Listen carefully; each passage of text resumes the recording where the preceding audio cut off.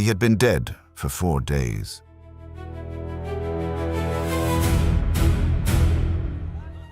Not unconscious, not sleeping. Dead, wrapped in linen, sealed behind a stone, buried in a cave outside the village of Bethany. And the man who could have prevented it had waited.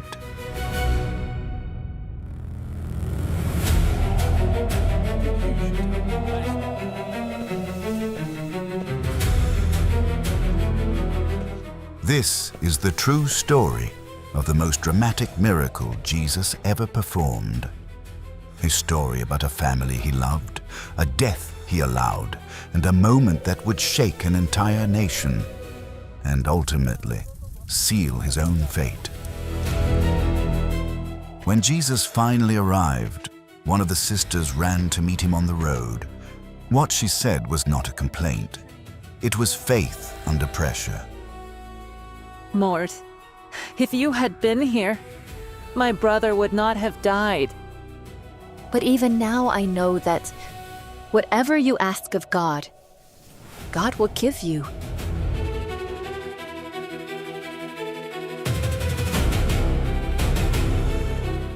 Jesus looked at her and said something that no one had ever said before, and no one could say after unless it was true.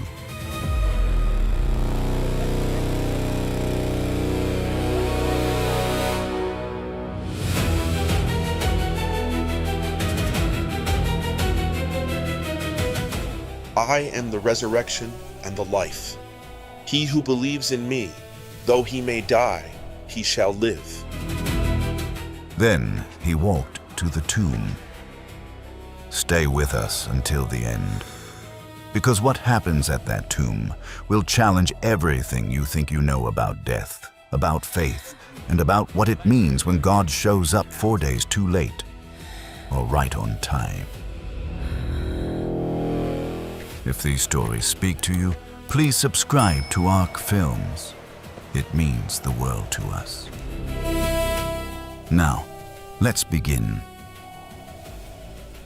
2 miles from Jerusalem, on the eastern slope of the Mount of Olives, sat a small village called Bethany. Not long before, the religious leaders in Jerusalem had picked up stones to kill Jesus inside the temple courts. Bethany sat just 2 miles from where those same men held their authority. Every time Jesus came to visit this family, he was walking back into their reach. He came anyway. In that village lived a family he loved. 3 siblings, Martha, Mary, and Lazarus. Martha was the kind of person a household cannot function without. She noticed what needed doing and did it before anyone asked. When Jesus arrived, she was the one who made sure there was food, space, and welcome. Make sure there is enough bread and water for washing. He will be tired from the road. Mary was different. Where Martha moved, Mary was still. She was the one who, when Jesus taught, sat at his feet and listened until the room emptied. In a culture where women were rarely counted among a teacher's disciples, she claimed that place without apology. She would later take a jar of costly perfume worth a year's wages and pour it over Jesus' feet, wiping them with her hair. That is who she was before any of this began. Someone who understood, even then, that being near him was worth everything. And there was Lazarus. Scripture never records a single word he spoke during his life. What it records is simpler and rarer. Jesus loved him. The house in Bethany was the place Jesus returned to, and Lazarus was part of the reason why. The 3 of them were together, the house was full, and everything was still. Then Lazarus got sick, gravely sick. The man who had been healthy and present in that house was now lying down, and neither sister could do anything to stop what was happening. Together, Martha and Mary made a decision. They would send a messenger to Jesus. Jesus was in Perea, the region east of the Jordan River, where John had once baptized. To reach him, the messenger would travel east from Bethany, descend through the Judean wilderness down to Jericho, cross the Jordan River, and continue into Perea. It was a journey of several days. Every hour on that road was an hour Lazarus did not have. Find Jesus beyond the Jordan and give him this message. Lord, behold, he whom you love is sick. Inside the house, Lazarus was getting worse. Neighbors began to appear at the door, and the road to Perea was long. The messenger found Jesus in Perea and delivered the message. Jesus heard it and responded, This sickness is not unto death, but for the glory of God, that the Son of God may be glorified through it. Jesus was saying this would not end in permanent death. It would end in something that made God's power visible and unmistakable. Then Jesus stayed in Perea 2 more days. In Bethany, no one could see what Jesus could see. Lazarus died and was buried. In Jewish custom, burial happened quickly, often the same day because of the heat. The body was wrapped in linen cloth, placed in a tomb and sealed behind a stone. By the time Jesus began moving toward Bethany, Lazarus had already been in the tomb for 4 days. 4 days removed any doubt. No one could claim Lazarus had simply been unconscious or that the family had buried him too soon. It has been 4 days. He still has not come. After 2 days of waiting, Jesus told his disciples it was time to go to Bethany. The same 2 days he had stayed in Perea after receiving the message were now over. Rabbi, the Jews were just trying to stone you and you want to go back there? Are there not 12 hours in the day? If anyone walks in the day, he does not stumble, because he sees the light of this world. Jesus was telling them he was operating inside a window of time given to him, and that window had not closed. Then he told them something that no new messenger had brought him. He simply knew. Lazarus is dead, and I am glad for your sakes that I was not there, that you may believe. Nevertheless, let us go to him. The disciples looked at one another. Thomas spoke. Let us also go, that we may die with him. Thomas did not understand what was about to happen. But if Jesus was walking back into danger, Thomas was not going to stay behind. Jesus and his disciples left Perea, crossed the Jordan River, and began the long climb through the Judean wilderness toward Bethany. When word reached the house that Jesus was approaching Bethany, Martha stood up immediately and went out to meet him. Mary stayed inside, sitting with the mourners who had come to grieve with them. She found Jesus on the road before he even reached the village. 4 days of grief, waiting, and silence from the one person she believed could have stopped all of it came out in a single sentence. Lord, if you had been here, my brother would not have died. But even now I know that whatever you ask of God, God will give you. That was not an accusation. It was faith spoken through pain. Your brother will rise again. I know that he will rise again in the resurrection at the last day. I am the resurrection and the life.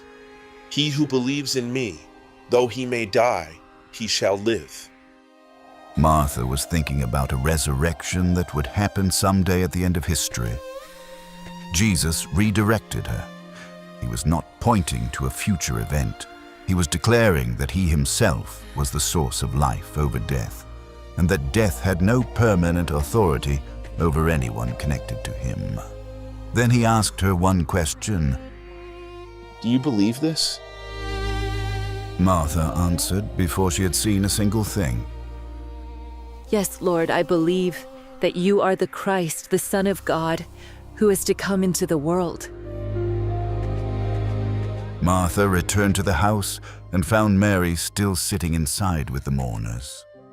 She leaned close and spoke quietly. The teacher is here and is calling for you. Mary got up immediately and went to him. Jesus was still outside the village. The mourners saw her leave and followed her, assuming she was going to the tomb to weep. That was the custom. When a mourner rose suddenly and left, you followed to offer support. Mary reached Jesus, fell at his feet, and said the same words her sister had said. Lord, if you had been here, my brother would not have died. Same sentence. But where Martha's version ended in faith, Mary's ended in tears. She was not standing and speaking. She was on the ground, weeping, and all the mourners who had followed her were weeping too. Jesus saw all of it, and he was deeply moved. The original Greek word used here describes something closer to a groan from deep inside. Not a gentle sadness, but something that shook him. He looked at the crowd and asked a simple question. Where have you laid him? Lord, come and see. They began walking toward the tomb, and on that road, before he even arrived, Jesus wept. The crowd watched him weeping as they walked, and some were moved. See how he loved him. But others were not convinced. Could not he who opened the eyes of the blind have kept this man from dying? Jesus arrived at the tomb. It was a cave cut into rock, sealed with a large stone rolled across the entrance. The same kind of tomb he himself would occupy in a matter of weeks. He stood before it and gave one instruction. Take away the stones.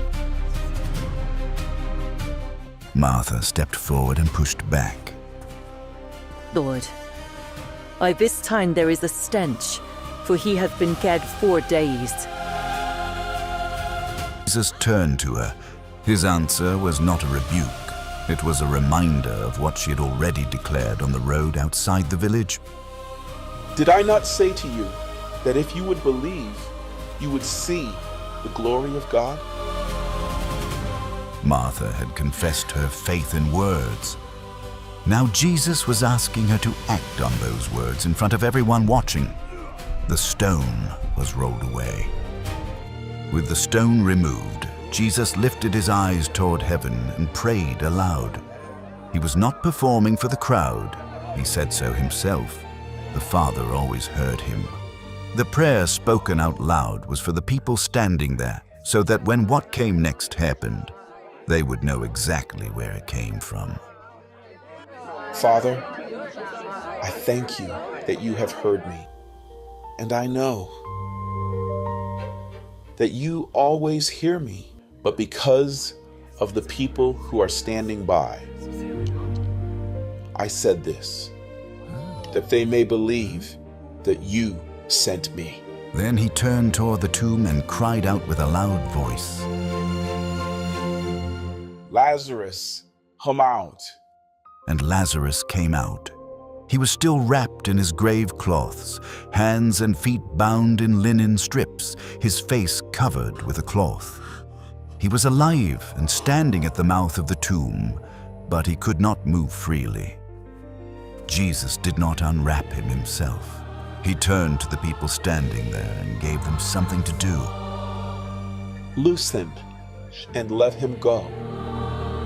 The miracle required one voice. But the restoration of Lazarus back into his life, his family, and his community required the hands of the people around him.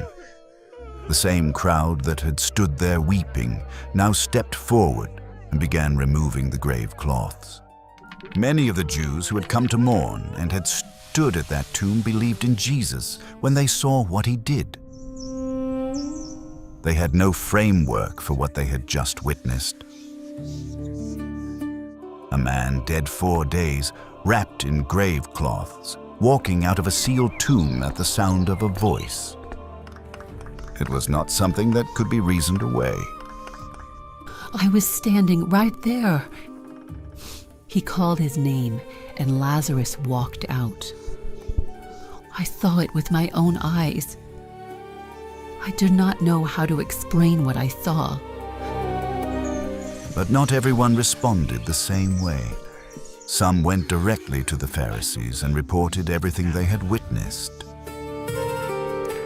Scripture does not present them as conspirators. They simply went and told what they saw. The Pharisees need to know about this. It cannot go unreported. The same event, 2 entirely different destinations. Back in Bethany, the house was different. Lazarus was alive. The mourners were gone. What had been a house of grief was now something no one had words for. When the report reached Jerusalem, the chief priests and Pharisees called an emergency meeting of the Sanhedrin, the highest religious council in Israel. The question on the table was not whether the miracle happened, but what to do about the man who had performed it. What are we doing? This man performs many signs. If we let him alone, everyone will believe in him, and the Romans will come and take away both our place and our nation. Their fear was not theological, it was political. Roman authorities were extremely sensitive to any movement that gathered large followings in occupied territories. If the people rallied around Jesus as a leader, Rome would interpret it as rebellion and respond with force. The council believed they were protecting the nation. Then Caiaphas spoke. He was the high priest that year, the most powerful religious authority in Israel. He had no patience for the debate. You know nothing at all, nor do you consider that it is expedient for us that one. Man should die for the people, and not that the whole nation should perish. Scripture records something remarkable about those words. Caiaphas did not realize he was prophesying. God used the words of a man making a ruthless political calculation to declare what was actually about to happen. Jesus would indeed die for the people, not to satisfy a political strategy, but to gather into one all the scattered children of God across the world. Caiaphas meant it as a strategy. God was using it as a declaration. From that day forward, the council plotted to put Jesus to death. It is decided. A man had just walked out of a tomb in Bethany, and 2 miles away in Jerusalem, the plan to put another man into one was set in motion. And so ends the story of Lazarus. From this story, we learn that a delayed answer is not the same as no answer. Jesus received the message and did not move. To everyone watching, that looked like indifference. He waited because what he was about to do required the right conditions. A death no one could question. A miracle no one could explain away. If you are in a season where you have prayed and nothing is moved, the silence may not mean absence. It may mean that what God is preparing requires more than what you asked for. From Martha, we learn that believing something is true and acting on it in a hard moment are 2 different things. She said, I know God will give you whatever you ask. And minutes later stood at the tomb and said, don't open it. Jesus didn't correct her theology. He simply asked her to do the next thing in front of her. Sometimes that is all faith requires. From Jesus, we learn two things. First, he called Lazarus by name, not come out. Lazarus, come out, specific, personal. When God moves, it is never generic. It is your name, your situation, your moment. Second, he already knew he was about to raise Lazarus, and he still wept when he saw the grief around him. God is not unmoved by your pain just because he already knows how your story ends. From Lazarus, we learn two things as well. First, you don't have to understand what God did to walk in it. Lazarus said nothing before or after.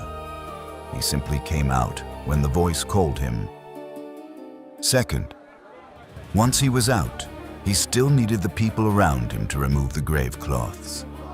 Some things God does alone. Some things he does through the hands of others. If this story spoke to you, subscribe to ARC Films. It means the world to us. Tell us in the comments, which Bible story should we cover next?